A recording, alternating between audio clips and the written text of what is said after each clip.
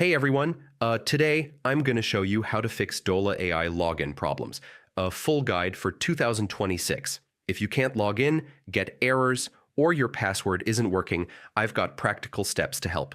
First, make sure you're using the correct email or username and password. Double check for typos and make sure caps lock isn't on. Passwords are case sensitive. If your credentials still don't work, reset your password.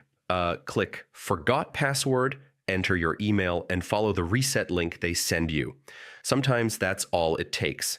Next, check your inbox in your spam folder or else for the reset email.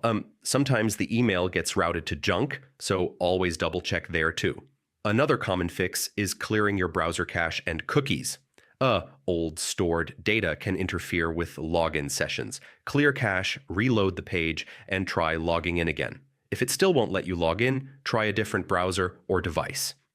Switching from Chrome to Edge or from PC to mobile can tell you whether the issue is local or account-based.